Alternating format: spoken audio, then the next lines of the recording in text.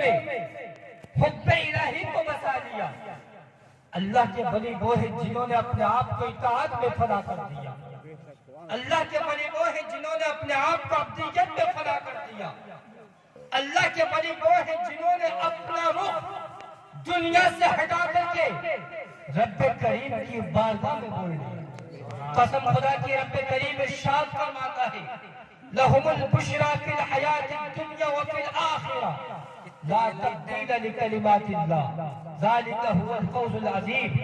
یعنی وہ برگزیدہ بندہ، وہ بندہ جو دنیا میں رہ کر اپنے دل سے دنیا کی محبت کو نکال کر کے پھینک دے، وہ بندہ جو اپنے سینے میں حب الہی کو بسا لے، تو رب تبارک و تعالی ارشاد فرماتا ہے کہ وہ بندہ دنیا میں بھی کامیاب ہے اور آخرت میں بھی کامیاب ہے۔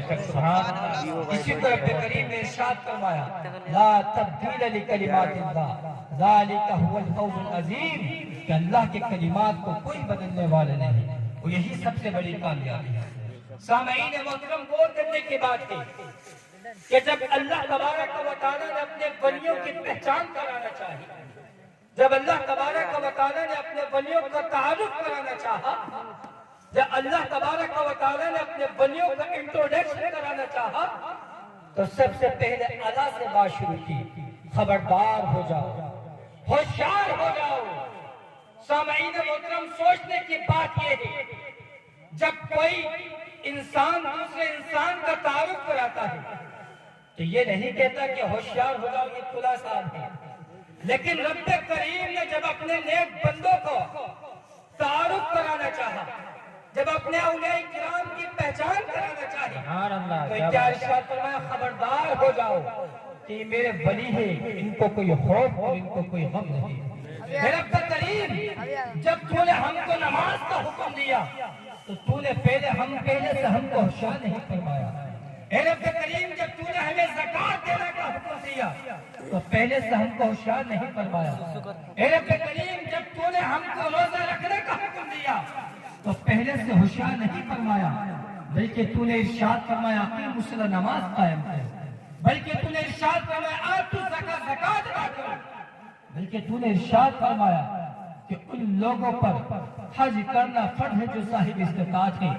رب کریم تو نے ہمیں نماز کا حکم دیا لیکن پہلے سے ہوشیار نہیں فرمایا، روزے کا حکم دیا پہلے سے خبردار نہیں فرمایا، حج کا حکم دیا پہلے سے خبردار نہیں فرمایا، لیکن جب اپنے ولیوں کی بات آئی، جب اپنے ولیوں کی پہچان کرانے کی بات آئی، رب کریم تو نے ہمیں پہلے سے ہوشیار کیوں فرمایا؟ رب کریم تو نے ہم سے یہ کیوں کہا خبردار ہو جاؤ کہ میرے اولیاء کرام ہیں، ان کو کوئی خوف نہیں، ان کو کوئی غم نہیں۔ رب کریم عالم الغیب والشہادہ ہے، وہ جانتا ہے کہ میرے بندوں میں سے کچھ بندے ایسے بھی ہوں گے جو نماز کا انکار نہیں کریں گے، روزے کا انکار نہیں کریں گے، زکوٰۃ کا انکار نہیں کریں گے، حج کا انکار نہیں کریں گے، مگر جب نبی کی تعظیم کی بات آ جائے، جب اولیاء کرام کی تعظیم کی بات آ جائے تو ایک لمحے کے لیے تیار نہیں۔ یہی سے شیطان کا عقیدہ معلوم ہو گیا، یہی سے ابلیس کا نتیجہ معلوم ہو گیا کہ ابلیس 6 کروڑ برس تک عبادت کرتا رہا لیکن اس کی عبادت اسے کفر سے بچا نہ سکی۔ پتہ چلتا ہے کفر سے بچانا علم و عبادت کا کام نہیں بلکہ کفر سے بچانا محبت و اطاعت کا کام ہے، بلکہ کفر سے بچانا ان اولیاء کرام سے محبت کا کام ہے۔ نبی تو رب کریم ارشاد فرماتا ہے الا ان اولیاء اللہ لا خوف علیہم ولا هم یحزنون، خبردار ہو جاؤ یہ میرے نیک اولیاء کرام ہیں، ان کو کوئی خوف نہیں، ان کو کوئی غم نہیں۔ سامعین اگر آپ کے بات سمجھ میں نہیں آئی تو میں سمپل سے سمجھا دیتا ہوں۔ آپ نے دیکھا ہوگا کھمبے پر ایک وائٹ کلر کی تختی لگی ہوتی ہے، یعنی سفید کلر کی تختی لگی ہوتی ہے، اس پر ریڈ یعنی لال کلر سے لکھا ہوا ہوتا ہے ڈینجر، ساودھان، ہوشیار، اردو میں ہوشیار، ہندی میں ساودھان، انگلش میں ڈینجر۔ یہ تختی پر لکھا ہوا ہوتا ہے، یعنی وہ تختی راستہ چلنے والوں کو آگاہ کرتی ہے کہ راستہ چلنے والی ذرا راستہ سنبھال کر کے چلنا۔ یہ تختی کوئی عام، یہ کھمبا کوئی عام کھمبا نہیں ہے، اس کھمبے پر تار ہے، اس تار کے اندر کرنٹ ہے، اس کرنٹ کے ذریعے اپنے اندھیرے گھر کو تو روشن کرنا، اس کرنٹ کے ذریعے اپنے اندھیرے گھر کو روشن تو کرنا، لیکن اس سے ٹکرانے کی کوشش مت کرنا۔ اگر تو اس کھمبے سے ٹکرائے گا تو تیرے جسم و جان کا خطرہ ہے۔ اسی طرح رب کریم نے اس آیت کے شروع میں لفظ الا لا کر کے ہم کو ہوشیار فرما دیا، اے میرے بندو، میرے اولیاء کرام سے فیض پانے کی کوشش تو کرنا، اے میرے بندو، میرے نیک اولیاء کرام سے اپنے قلوب کو مربع و مجلہ مصفا منقع تو کرنا، لیکن ان سے ٹکرانے کی کوشش مت کرنا، اولیاء کرام سے پنگا لینے کی کوشش مت کرنا، کیونکہ پتا چلتا ہے کہ بجلی کے کھمبے سے ٹکرانے میں جسم و جان کا خطرہ ہے، اور اولیاء کرام سے ٹکرانے میں ایمان جانے کا خطرہ ہے۔ نعرہ رسالت، مسلک اعلیٰ حضرت، عشق و محبت، عشق و محبت، علماء اہل سنت، نعرہ تکبیر، نعرہ رسالت۔ تو پتہ چلتا ہے کہ بجلی کے کھمبے سے ٹکرانے میں جسم و جان کا خطرہ ہے، اور اولیاء کرام سے ٹکرانے میں ایمان جانے کا خطرہ ہے۔ تبھی تو رب کریم نے ارشاد فرمایا کہ میرے اولیاء کرام ہیں، ان کو کوئی خوف نہیں، ان کو کوئی غم نہیں۔ سامعین محترم، اللہ کے بہت بڑے بڑی حضرت بایزید بستامی رضی اللہ تعالیٰ ایک دن ذکر میں مشغول تھے، ایک دن اپنی فکر میں مستغرق تھے، اچانک کھاتی تھے غیبی سے آواز آتی ہے، اے بایزید بستامی اٹھو، اٹھنے کے بعد نصارہ کا لباس پہنو اور ان کی عید میں جا کر کے شامل ہو جاؤ۔ بایزید بستامی اللہ کے بہت بڑے بڑی ہیں، اٹھتے ہیں، گھبرا جاتے ہیں اور سوچنے پر مجبور ہو جاتے ہیں کہ کیسی آواز آ رہی ہے۔ آپ پھر سو جاتے ہیں، پھر دوبارہ آواز آتی ہے، بایزید بستامی جو تم سے کہا جا رہا ہے اس پر عمل کرو، نصارہ کا لباس پہنو، راہبوں کا لباس پہنو، گلے میں زنار ڈالو اور ان کی عید میں جا کر کے شامل ہو جاؤ۔ حضرت بایزید بستامی اٹھتے ہیں، نصارہ کا لباس پہنتے ہیں، گلے میں زنار ڈالتے ہیں اور راہبوں کے نصارے کی عید میں جا کر کے شامل ہو جاتے ہیں۔ سامعین محترم، ایک مجمع لگا ہوا ہے، ایک بہت بڑا ہجوم ہے، لاکھوں کا مجمع ہے، اللہ کے ولی حضرت بایزید بستامی لاکھوں کے مجمع میں جا کر کے بیٹھ جاتے ہیں، ایک کونے میں جا کر کے بیٹھ گئے۔ اب راہبوں کا سردار، نصارہ کا سردار، نصارہ کا لیڈر جب اسٹیج پر تقریر کرنے کے لیے آیا تو سامعین محترم خاموش ہو جاتا ہے، اس کے چیلے چپاٹے بولتے ہیں، اے ہمارے سردار، یہ ہمارے آقا، آپ بولتے کیوں نہیں ہیں؟ یہ لاکھوں کا مجمع آپ کی تقریر کو سننے کے لیے جمع ہوا ہے، یہ لاکھوں کا مجمع آپ کی خطابت کو سننے کے لیے آیا ہے، آپ کا مجمع کو دیکھ کر گھبرا گئے۔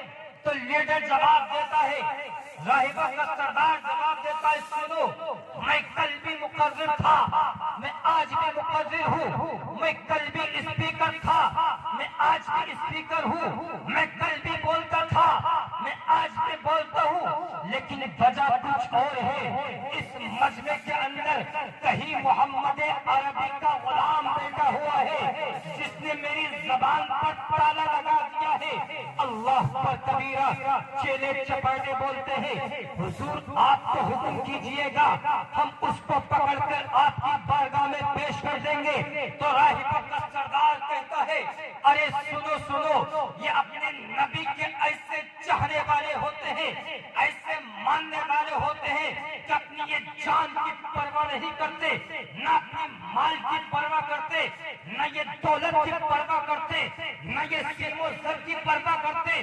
جب نبی کی عزت کی بات آ جائے تو یہ اپنی جان دینے کے لیے تیار ہو جاتے ہیں۔ دیکھو میں کیسے ان کو اٹھاتا ہوں۔ راہبوں کا سردار کہتا ہے، کہیں بھی محمد عربی کا غلام بیٹھا ہوا ہو، اس مجمع کے اندر جہاں کہیں بھی محمد عربی کا غلام بیٹھا ہوا ہو، وہ اٹھ کر کے کھڑا ہو جائے، جیسے ہی یہ کلمات حضرت باقی بستامی کے کانوں میں پہنچے تو نہ اٹھنے کا تو سوال ہی پیدا نہیں ہوتا ہے، فوراً اٹھ کر کے کھڑے ہو جاتے ہیں۔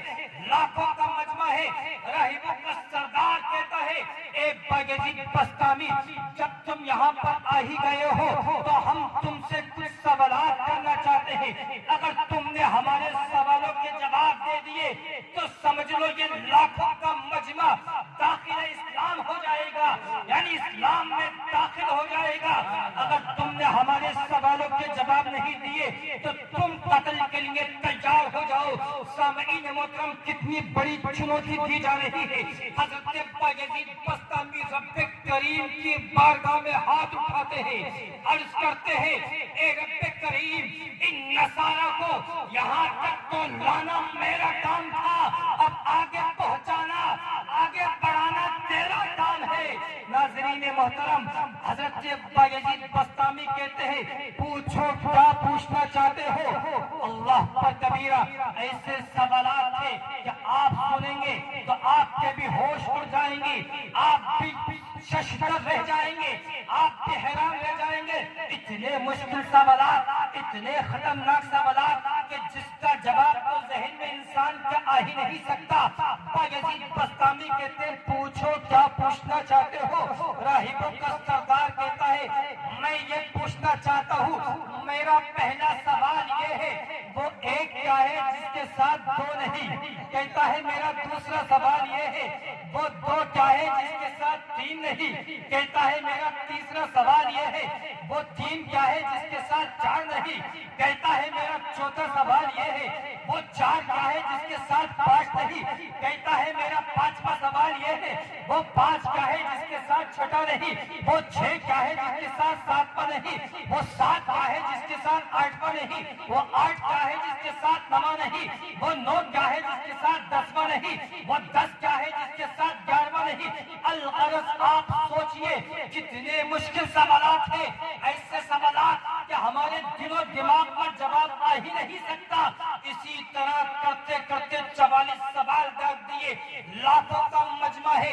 بایزید بستامی سے کہتے ہیں میرا آخری سوال یعنی 44واں سوال یہ ہے جب یہ رات آتی ہے تو دن کہاں چلا جاتا ہے، اور جب یہ دن نکل کر کے آتا ہے تو رات کہاں غائب ہو جاتی ہے؟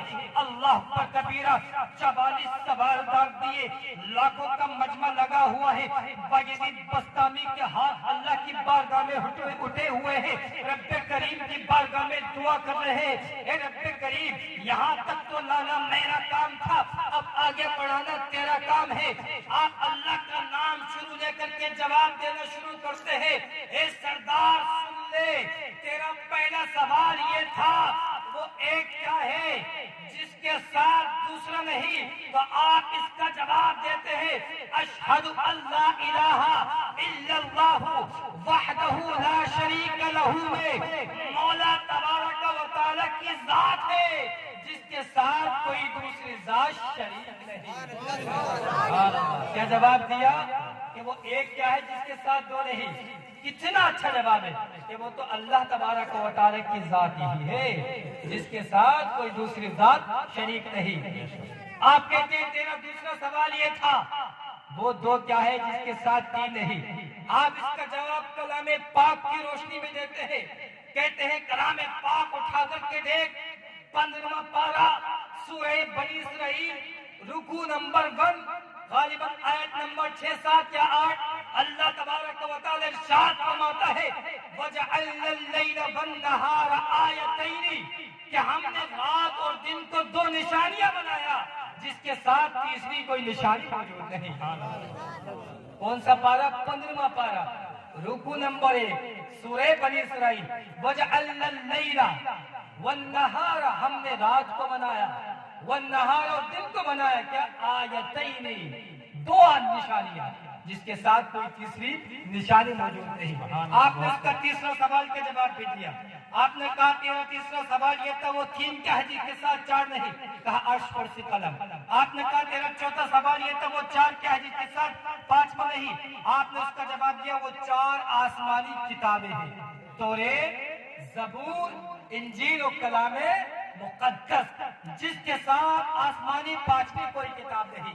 آپ نے اس کے 5ویں سوال کا جواب دیا، تیرا 5واں سوال یہ کہ وہ 5 کیا ہے جس کے ساتھ چھٹا نہیں۔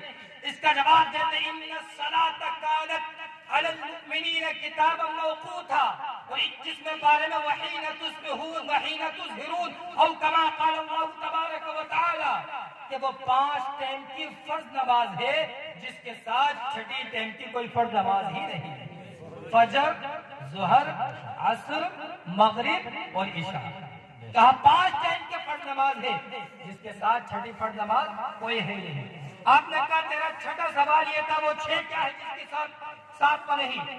آپ اس کا جواب بھی کلام مقدس کی روشنی میں دیتے ہیں، کہتے ہیں 21واں پارہ رکو نمبر غالباً 12، اللہ ارشاد فرماتے ہیں اللہ الذی خلق السماوات والارض وما بینہما فی 6 ایام، اللہ تبارک و تعالی کی وہ ذات ہے کہ جس نے آسمانوں کو اور زمینوں کو وما بینہما، اور جو کچھ آسمان اور زمین کے بیچ میں ہے تمام چیزوں کو فی 6 ایام 6 دنوں میں پیدا فرمایا، 7ویں دن میں پیدا نہیں فرمایا۔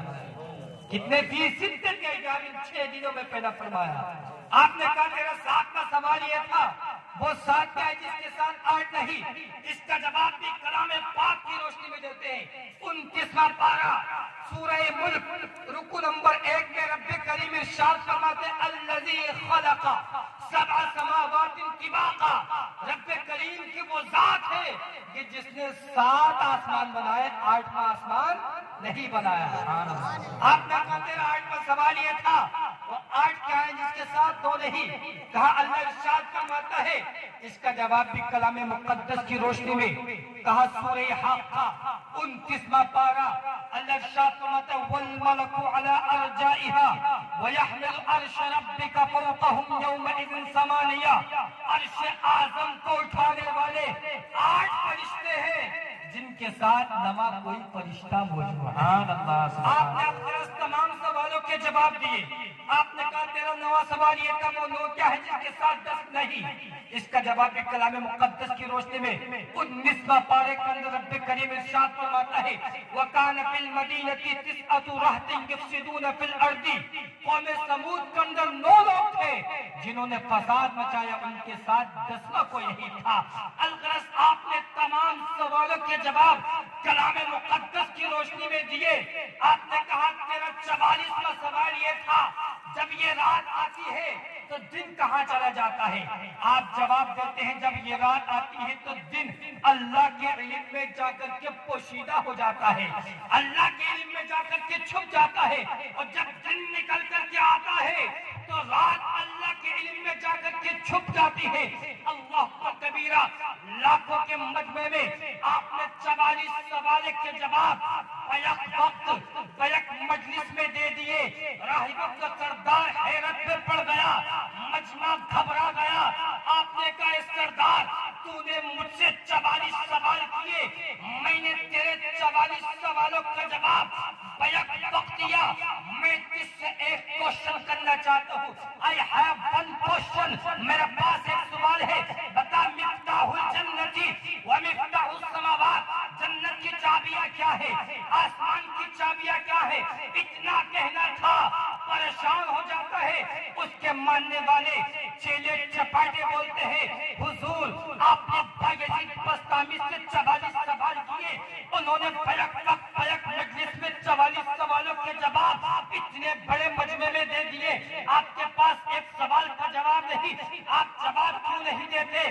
کہا میرے پاس جواب ضرور ہے لیکن اگر تم سب میری موافقت کرو، اگر تم سب میرے ساتھ مل کر کے ساتھ دو تو چیلے چپاٹے بولتے ہیں اے سردار کل بھی ہم آپ کے ساتھ تھے، آج بھی ہم آپ کے ساتھ ہیں، کل بھی ہم آپ کو مانتے تھے، آج بھی ہم آپ کو مانتے ہیں۔ میرا جواب یہ ہے اشہد ان لا الہ الا اللہ واشہد ان محمد عبدہ ورسولہ، اور کلمہ طیبہ پڑھا لا الہ الا اللہ محمد رسول اللہ پڑھ کر کے پورا لاکھوں کا مجمع داخل اسلام ہو جاتا ہے۔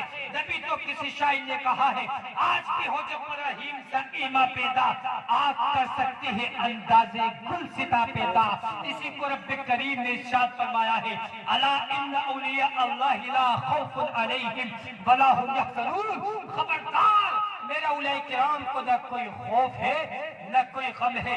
جب ایک ولی کی شان کا نام یہ ہے تو جو تمام اولیاء کا سردار ہو جس کا یہ قول قدمی حاضی علی رقبتی کلی ولی و ولی اللہ، جس کا یہ قول ہو کہ میرا یہ قدم مبارک تمام اولیاء کی گردن مبارک پر ہے، چاہے وہ ولی غوث اعظم سے پہلے کو ہو چاہے وہ بعد کو ہو. جب ایک ولی کی یہ شان ہے تو میرے غوث اعظم کی شان کیا ہوگی، میرے غوث اعظم کی شان کیا ہوگی. کبھی تو بریلی کی دھرتی سے عشق و محبت کا امام سنیت کا تاجدار شاہ نام احمد رضا خان فاضل بریلی پکارتے ہیں وہ کیا مرتبہ غوث ہے بالا تیرا، اونچے اونچوں کے سروں سے قدم ہے اعلیٰ تیرا. نعرہ تکبیر، نعرہ رسالت، یا رسول اللہ، جشن غوث الاولیاء کانفرنس، زندہ باد، علماء اہل سنت، زندہ باد، نعرہ تکبیر، نعرہ رسالت. یا رسول اللہ. سب سے پہلے یہ سوچنا چاہیے غوث کیسے غوث بنے. ناظرین محترم، جب ماں باپ نیک ہوتے ہیں تو اولاد بھی نیک ہوا کرتی ہے، کیونکہ بیٹی جو ہے وہ ماں کی سیرت اپناتی ہے، بیٹا جو باپ کی سیرت اپناتا ہے. سرکار سیدنا غوث اعظم غوث کیسے بنے؟ آپ کے والد محترم حضرت ابو موسیٰ ثانی ایک دن نہر کے کنارے پر موجود تھے. آپ نے کیا دیکھا؟ ایک سیب بہتا ہوا آ رہا تھا. آپ نے کیا دیکھا؟ ایک سیب بہتا ہوا آ رہا تھا. آپ کو بڑی شدت کی بھوک لگ رہی تھی، آپ کو بڑی شدت کی بھوک لگ رہی تھی. آپ نے دیکھا سیب بہتا ہوا آ رہا ہے. آپ نے سیب کو اٹھایا، اٹھانے کے بعد اپنی بھوک کو مٹانے کے لیے وہ سیب کھا لیا. اپنی بھوک کو مٹانے کے لیے وہ سیب کھا لیا. اب کھانے کے بعد آپ کے دل میں یہ خیال پیدا ہو جاتا ہے کہ جس سیب کو میں نے کھایا ہے اتنا میں یہ ضرور جانتا ہوں کہ میں اس سیب کا مالک نہیں ہوں. آپ کے تقوی کا عالم دیکھیے، وہ سیب نہر میں بہتا ہوا آ رہا تھا اور آپ کے پاس عذر بھی موجود تھا، کیونکہ جان کی حفاظت فرض ہے، جان کو بچانا فرض ہے. لیکن آپ نے سیب کھانے کے بعد آپ کے دل میں یہ خیال پیدا ہوا کہ جس سیب کو میں نے یہ کھایا ہے میں اس کا مالک تو نہیں ہوں. تو آپ کہتے ہیں یہ ضرور پہچانا جائے، یہ ضرور کوشش کی جائے جاننے کی کہ سیب کا مالک آخرکار کون ہے. آج انسان دیکھیے حکم ہے، راستے میں جا رہے ہیں، کہیں پر آپ کو 10 کا نوٹ یا 100 کا نوٹ پڑا ہوا ہے تو انسان اس کا مالک کبھی ہو ہی نہیں سکتا. اگر اس نے اس کو اٹھا لیا تو اس کی ذمہ داری مزید بڑھ جاتی ہے.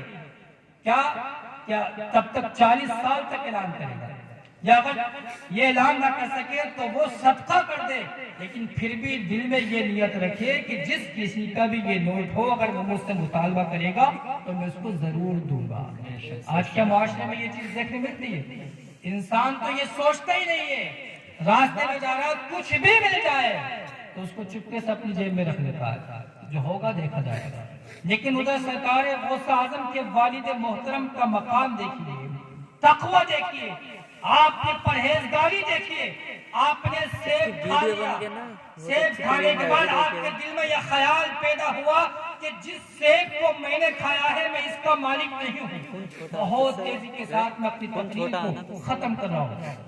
کہا کہ جس سیب کو میں نے کھایا میں اس کا مالک نہیں ہوں. آپ بٹیا چل دیئے، نہر کے کنارے چل دیئے، یہ پتہ لگانے کے لیے سیب کا مالک آخرکار ہے کون. آپ نے کیا دیکھا؟ ایک سیب کا درخت ہے جس کی کچھ ٹہنیاں نہر میں جا رہی ہیں. آپ نے سوچا کہ ہو سکتا ہے یہ سیب جو میں نے کھایا ہے اس ٹہنی میں لگا ہوگا اور یہ بہتر ہوا مجھ تک پہنچ گیا. آپ نے کیا دیکھا؟ اسی درخت کے پاس میں سیب کا باغ تھا.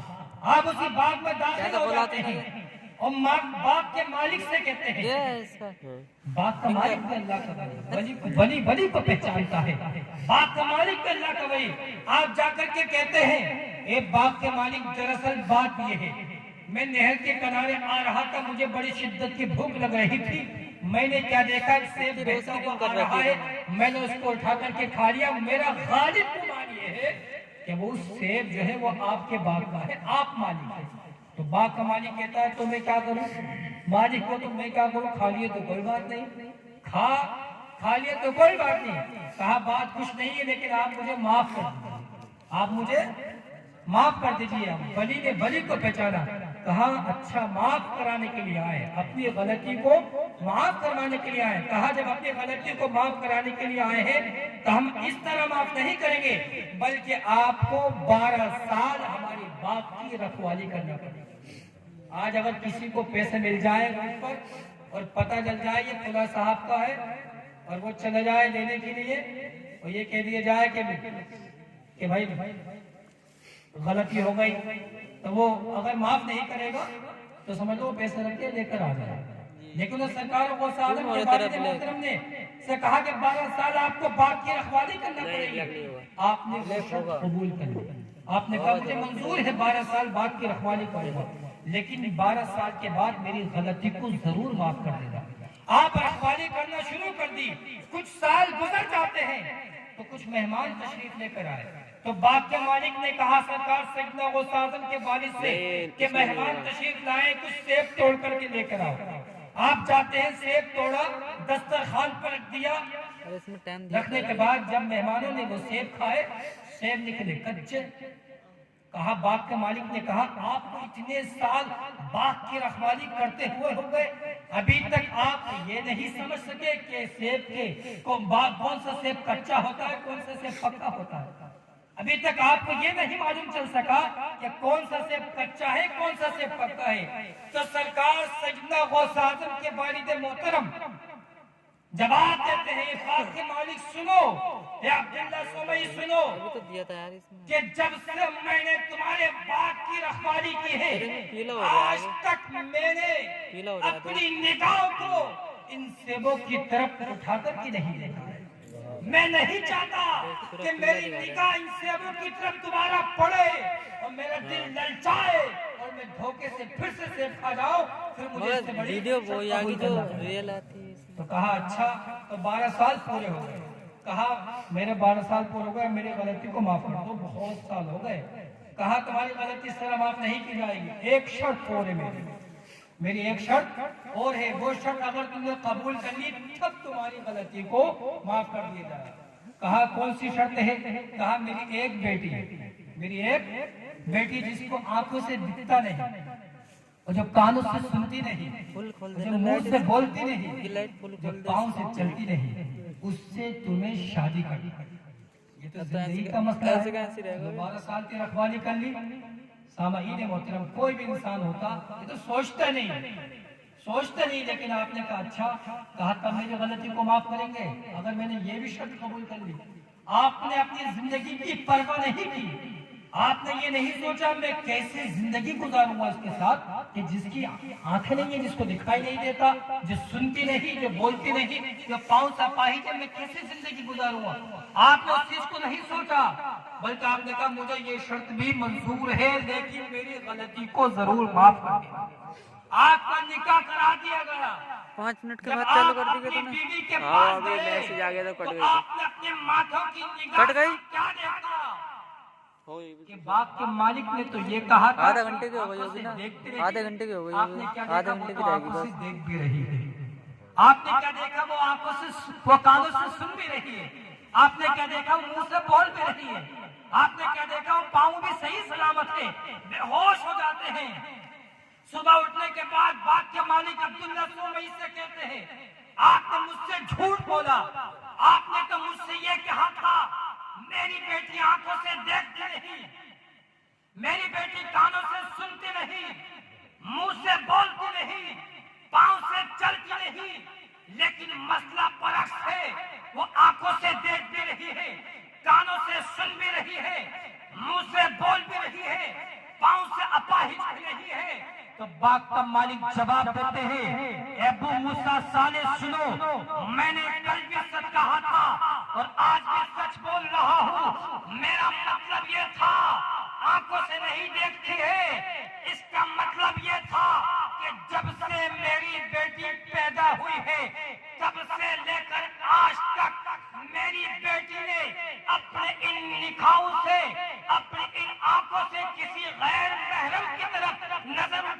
کبھی نہیں دیکھی، اس لیے وہ آنکھوں سے دیکھتے نہیں۔ اور میں نے یہ جو کہا تھا کہ وہ کانوں سے سنتے نہیں ہیں، اس کا مطلب یہ تھا کہ میری بیٹی جب سے پیدا ہوئی ہے آج تک اس نے اپنے ان کانوں سے کسی غیر محرم کی بات کو نہیں سنا، اپنے منہ سے کسی غیر محرم سے بات نہیں کی۔ اور جب سے میری بیٹی پیدا ہوئی ہے تب سے میری بیٹی نے اپنا یہ قدم گھر سے باہر تک نہیں نکالا۔ تبھی تو کہا جاتا ہے کہ جب ماں ایسی ہو، جب باپ ایسے ہو تو پیدا ہوتے ہیں سرکار سیدنا غوث اعظم رضی اللہ تعالیٰ۔ وہاں کیا مرتبہ اے غوث بالا تیرا، وہاں کیا مرتبہ اے غوث بالا تیرا، اونچے اونچوں کے سروں سے قدم ہے اعلیٰ تیرا، کیا دبے جس پہ ہو حمایت کا پنجہ تیرا، شیر کو خطرے میں لاتا نہیں کتا تیرا۔ بس اس شیر کی تشریح، سیدی سرکار اعلیٰ حضرت کی اس شیر کی تشریح کہ یہ شیر و کتا کیا چیز ہے۔ اس شیر میں کیا دبے جس پہ ہو حمایت کا پنجہ تیرا، شیر کو خطرے میں لاتا نہیں کتا تیرا۔ یہ شیر و کتا کیا چیز ہے، اس کو تھوڑا سا سمجھنا ہے۔ یعنی سیدی سرکار اعلیٰ حضرت فرماتے ہیں جس کو غوث اعظم کی حمایت مل جائے اس کا بیڑا پار ہے، وہ دنیا میں بھی کامیاب ہے اور آخرت میں بھی کامیاب ہے۔ ارے اولیاء کرام سے محبت کرنے کا یہ فائدہ ہے۔ اصحاب کہف جو اللہ کے ولی ہیں، ایک کتے نے ان سے محبت کی تو مولا تبارک و تعالی نے اولیاء کرام کی محبت کی وجہ سے کتے کا تذکرہ کلام پاک میں ارشاد فرما دیا، وَقَلْبُهُمْ بَاسِطٌ ذِرَاعَيْهِ بِالْوَسِيدِ کہ اصحاب کہف کا کتا ان کے چوکھٹ پر اپنے بازوؤں کو بچھائے ہوئے ہیں۔ یعنی کتے نے اولیاء کرام سے محبت کی، کلام پاک میں تذکرہ فرما دیا۔ اور کلام پاک میں تذکرہ ہی نہیں بلکہ وہ کتا بھی اولیاء کرام کے ساتھ جنت میں جائے گا۔ اور ہم تو اشرف المخلوقات ہیں، ہم تو انسان ہیں، وَلَقَدْ خَلَقْنَا الْإِنسَانَ فِي أَحْسَنِ تَقْوِيمٍ، ہم انسان ہیں۔ اگر ہم سچے دل کے ساتھ ان اولیاء کرام سے محبت کر لیں، سرکار غوث اعظم سے سچی محبت ہو جائے تو ہمارا بیڑا پار ہو جائے گا، ہم دنیا میں بھی کامیاب ہو جائیں گے اور آخرت میں بھی کامیاب ہو جائیں گے۔ سیدی سرکار اعلیٰ حضرت فرماتے ہیں کیا دبے جس پہ ہو حمایت کا پنجہ تیرا، شیر کو خطرے میں لاتا نہیں کتا تیرا۔ ایک اللہ کے ولی تھے شیخ احمد، وہ شیر کی سواری کرتے تھے۔ دیکھیے ولی کی شان تو دیکھیے، کائے کی سواری؟ شیر کی۔ اور آج انسان کے ناک پر مکھی بیٹھ جائے تو گھبرا جاتا ہے، مچھر کا ڈنگ برداشت نہیں ہوتا ہے۔ وہ اللہ کے ولی کی شان دیکھیے کہ شیر کی سواری کر رہے ہیں، یعنی شیر بھی ان کے لیے رام ہو گیا، شیر کی سواری کرتے تھے۔ تو انہوں نے غوث اعظم کی بارگاہ میں یہ پیغام پہنچا دیا، غوث اعظم ہم آپ کی بارگاہ میں آنا چاہتے ہیں، آپ ہماری مہمان نوازی کیجیے، اور جس شیر پر ہم سوار ہو کر آئے ہمارا یہ اصول ہے کہ ہماری مہمان نوازی تو ہوگی، ہماری شیر کی بھی خوراک کو تیار رکھنا، ہماری شیر کی خوراک بھی تیار رکھنا۔ سرکار سیدنا غوث اعظم کی بارگاہ میں وہ چلے گئے۔ شیر کی آپ نے شیر سنا، لیکن اس کی صفت سنی ہے؟ شیر کی صفت یہ ہے کہ جب وہ سمندروں میں تیرتا ہے نا، سمندر میں تو بالکل سیدھا تیرتا ہے، اتنی طاقت ہوتی ہے شیر کے اندر، اتنی طاقت ہے۔ سمندر میں لہریں دیکھی آپ نے، لیکن جب وہ سمندر میں تیرتا ہے نا بالکل سیدھا، اور جب وہ دہاڑتا ہے نا تو 5 کلو گوشت، یعنی اتنی بھوک ختم ہو جاتی ہے ایک دہاڑ میں کہ 5 کلو گوشت ایک ہی وقت میں کھا لے، اتنی طاقت ہوتی ہے شیر کی۔ تو اس شیر کی سواری پر شیخ احمد سرکار غوث اعظم کی بارگاہ میں پہنچے۔ پہنچنے کے بعد خادم کو حکم دیا دسترخوان لگایا جائے، مہمان تشریف لائے۔ سامعین دسترخوان لگایا گیا، شیخ احمد بیٹھے دسترخوان پر، کہا حضور ہماری شیر کی خوراک کہاں ہے؟ کہا حضور ہمارے شیر کی خوراک کہاں ہے؟ تو سرکار سیدنا غوث اعظم نے اشارہ کیا کہ اپنے شیر کو اشارہ کرے، اس کی خوراک وہاں پر بنی ہوئی ہے۔ سامعین محترم، شیخ احمد نے اپنے شیر کو اشارہ کیا کہ جاؤ دیکھو تمہاری خوراک وہاں پر بنی ہوئی ہے، اس کا شکار کرو، وہ اپنا پیٹ بھر دو۔ جیسے ہی شیخ احمد نے اپنے شیر کو اشارہ کیا، شیر نے جیسے ہی جو سرکار غوث اعظم کی بارگاہ میں جو جانور بنا ہوا تھا اس پر جھپٹا مارنا چاہا، اس کا شکار کرنا چاہا، اس شکار کے ذریعے اپنی بھوک کو مٹانا چاہا، جیسے ہی وہ شیر اپنے شکار کے قریب پہنچا، جیسے ہی ارادہ کر رہا تھا تو سرکار سیدنا غوث اعظم کی گلی کا ایک کمزور نادعا کتا دوڑتے ہوئے آتا ہے، اپنے ماتھوں کی نگاہوں سے یہ منظر دیکھتا ہے، ارے جس کو غوث اعظم کی حمایت ملی ہوئی ہے اس پر شیر شکار کر رہا ہے، جب اپنی ماتھوں کی نگاہوں سے دیکھتا ہے تو شیر پر اس طرح جھپٹتا مارتا ہے کہ شیر کو چیرو پھاڑ کر کے دو ٹکڑے کر دیتا ہے۔ سامعین محترم، شیخ احمد دیکھ کر کے گھبرا جاتے ہیں، حیرت میں پڑ جاتے ہیں۔ سرکار سیدنا غوث اعظم ارشاد فرماتے ہیں، اے شیخ احمد سنو، یہ تمہارے یہاں کا شیر ہے اور یہ کتا ہمارے یہاں کا شیر ہے۔ تبھی تو سرکار سید اعلیٰ حضرت فرماتے ہیں، کیا دبے جس پہ ہو حمایت کا پنجہ تیرا، شیر کو خطرے میں لاتا نہیں کتا تیرا۔ تیری سرکار میں لاتا ہے رضا اس کو شفیع جو میرا غوث ہے اور لاڈلا بیٹا تیرا۔ ناظرین محترم، تو ہم کو چاہیے، کرامات تو بہت ہے سرکار غوث اعظم کی، وقت بھی نہیں ہے، کافی ٹائم بھی ہو چکا، آپ کو بھی نیند آ رہی ہے، تو سمجھ لو الغرض خلاصہ یہ ہے کہ اصل کیا ہے، اولیاء کرام سے محبت کرنا ہے۔ اور محبت کا مطلب کیا ہوتا ہے؟ نماز، روزہ، زکوٰۃ، صاحب استطاعت کے باوجود حج ادا کرنا، یہی مطلب ہے، ان کی تعلیمات پر چلنا ہے۔ جب آپ کو اولیاء کرام سے محبت ہے، نمازوں سے دور، روزے سے دور، گناہوں میں ڈوبا ہے، مکاری کر رہے ہیں، عیاشی کر رہے ہیں، زنا خوری، شراب، خرافات، کون سے خرافات، تو یہ اولیاء کرام سے محبت نہیں ہے۔ اگر واقعی اولیاء کرام سے سچی محبت ہے تو ان کے بتائے ہوئے طریقے پر ہمیں چلنا ہے، ان کی تعلیمات کو اپنانا ہے، تب انشاءاللہ ہم دنیا میں بھی کامیاب رہیں گے اور آخرت میں بھی کامیاب رہیں گے۔ نگاہ ولی میں وہ تاثیر دیکھیے، بدلتی ہزاروں کی تقدیر دیکھی۔ رب کریم کی بارگاہ میں دعا ہے کہ رب کریم ہم سب کو عمل کی توفیق عطا فرمائے، ہم سب کا گناہ کبیر گناہ صغیر معاف فرمائے۔ استغفر اللہ ربی من کل ذنب واتوب الیہ وما علینا الا البلاغ۔ السلام علیکم ورحمۃ اللہ تعالی۔